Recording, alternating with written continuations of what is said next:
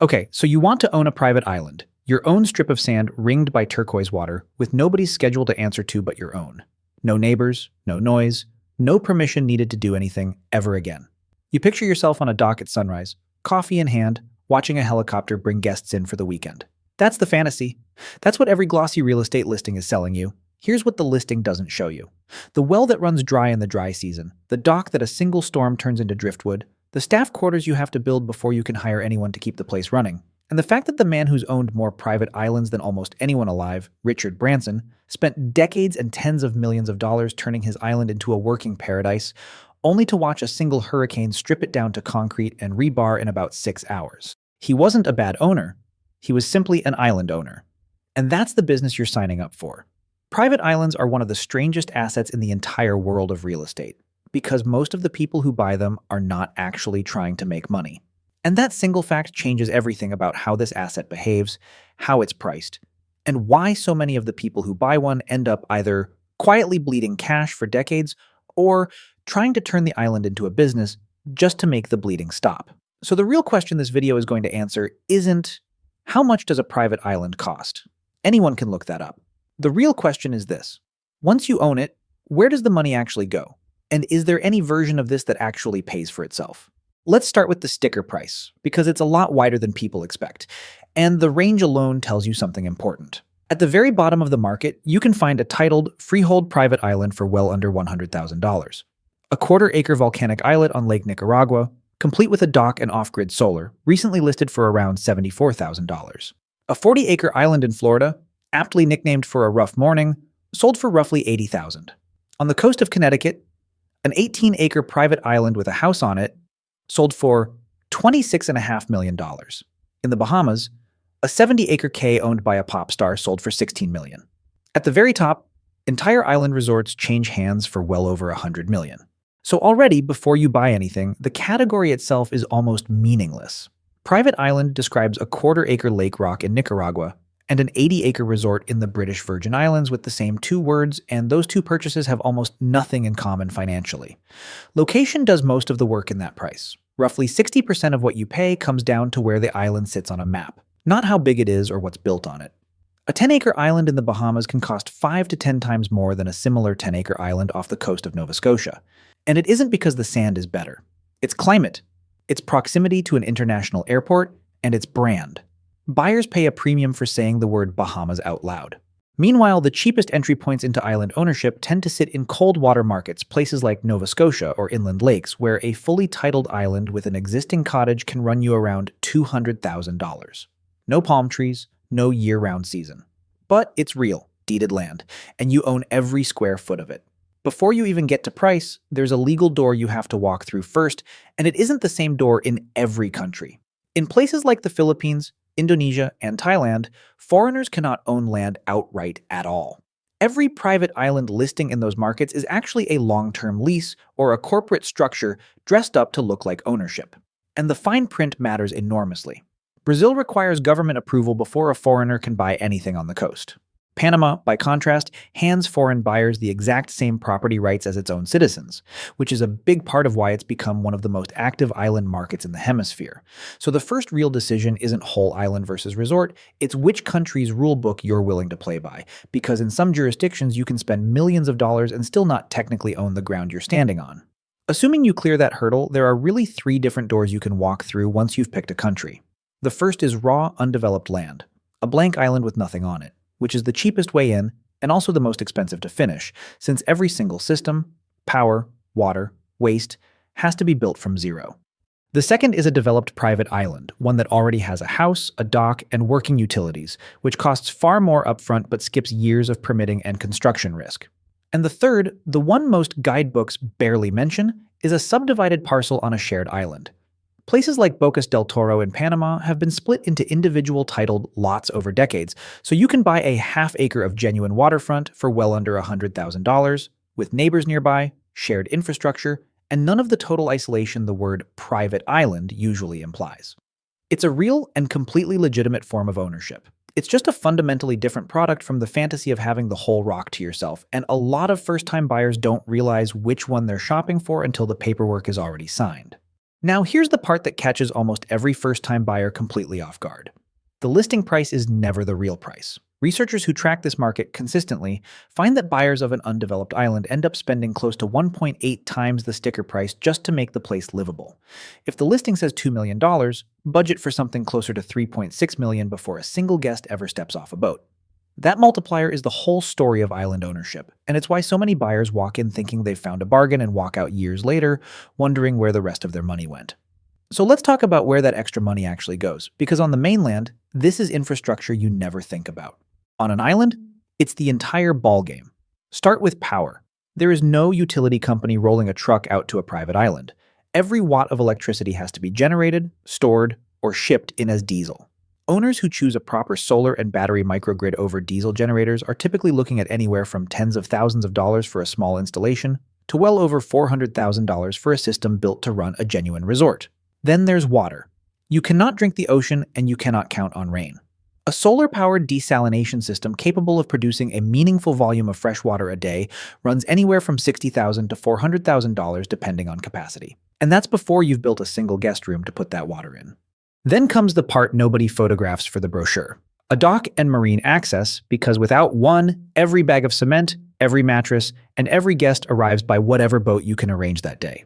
Staff housing. Because nobody is commuting to an island, which means you're not just hiring people, you're building a small village for them to live in. Waste management, because sewage doesn't just disappear, it has to be treated on-site or shipped out at real expense. Add it all together. Fencing this in against a mainland comparison doesn't even apply here. There is no mainland comparison, and a modest private island development easily runs into the hundreds of thousands of dollars before it's operational, with serious resort-grade builds crossing into 8 and 9 figures. And once it's built, the bleeding doesn't stop. It just becomes quieter and more permanent. Industry data on ongoing private island ownership puts the typical annual cost of simply maintaining a developed island somewhere between $84,000 and $310,000 a year, covering taxes, insurance, staff, maintenance, and transport, and that's before any major storm damage. Freight alone can make routine repairs 2 to 3 times more expensive than the identical job on the mainland, purely because every plank of wood and every bag of concrete has to travel by boat or barge.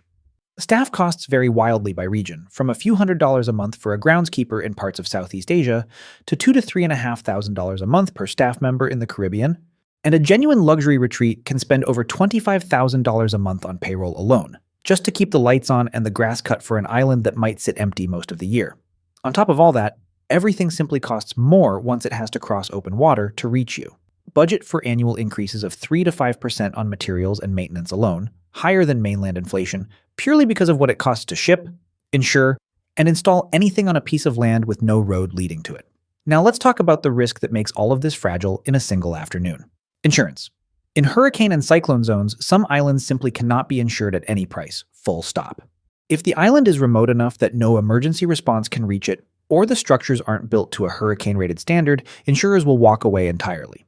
When that happens, you are self-insuring, which means every dollar you didn't spend on premiums needs to be sitting in a reserve account instead, because a single hurricane can cause anywhere from $100,000 to $500,000 in damage to docks, structures, and landscaping in one pass, and even where insurance is available, hurricane deductibles typically run 2 to 5% of the insured value, due in cash, the moment the storm clears. And even when insurance is available and paid for, it doesn't solve the deeper problem with this asset class, which is liquidity or the lack of it. A private island is one of the hardest things in the world to sell in a hurry. The buyer pool is tiny by definition, since it's limited to people who both want total isolation and can afford the surrounding infrastructure bill. And most listings sit on the market for years, not months, waiting for exactly the right combination of buyer, budget, and taste to line up.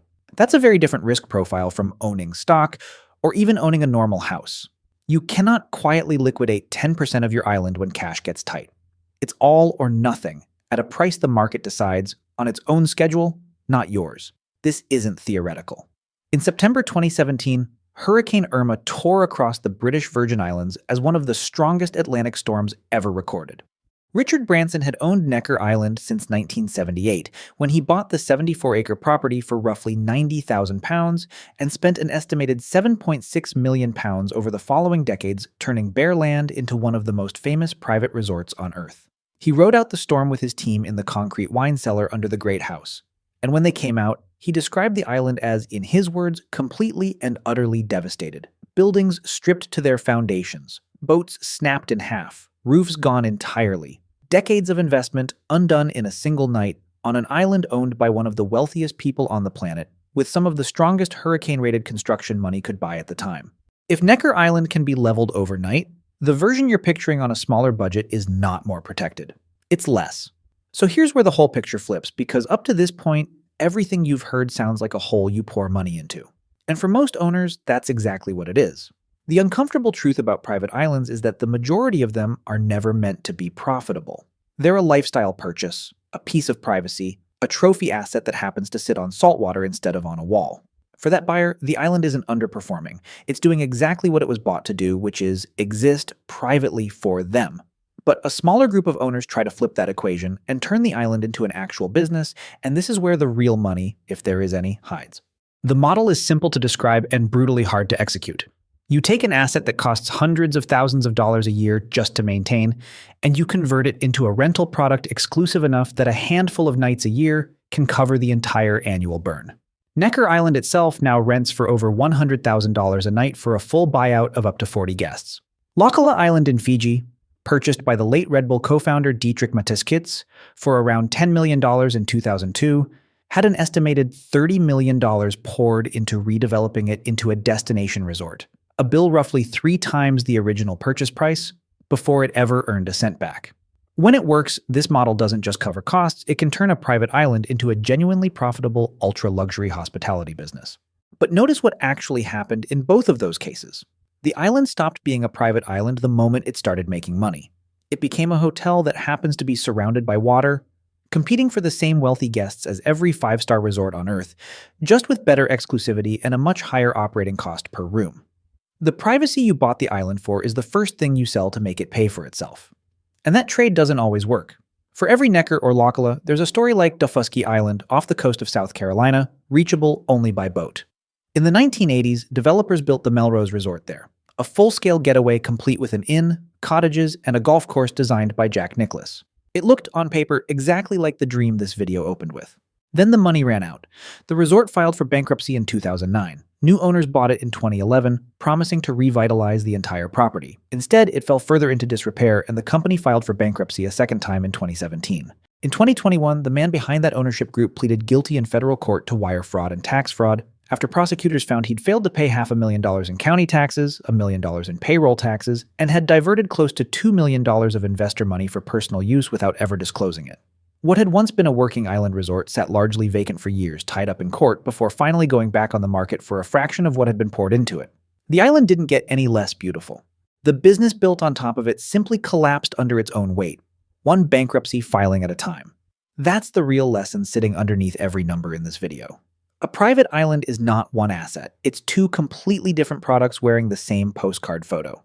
As a private retreat, it's one of the most expensive, illiquid, high-maintenance luxury goods a person can own, closer to a yacht than a house, something you buy with money you've already made, not money you're hoping to make. As a business, it's a hospitality operation with the worst possible logistics profile on Earth, every nail, every guest, and every gallon of fresh water arriving by boat, competing against hotels that don't have to generate their own electricity. Some owners like Branson manage to make both versions coexist. A home that also happens to be a business, rebuilt again and again after every storm because the brand and the buyer base can absorb it. Most owners never get that lucky. The island either quietly drains their bank account in exchange for privacy, nobody puts a price tag on, or it becomes a business that competes for capital, staff, and guests, exactly like the resort on Daufuskie Island did, right up until the moment the debt outran the dream. So if you're picturing that sunrise on your own private dock, coffee in hand, no one else's schedule to answer to, hold on to that image. It's real, and for the right buyer, it's worth every dollar. Just understand what you're actually purchasing when you buy the water around it. You're not buying a piece of land that happens to be surrounded by ocean. You're buying the ocean's permission to let you keep that land exactly as it is, for as long as you're willing and able to keep paying for it.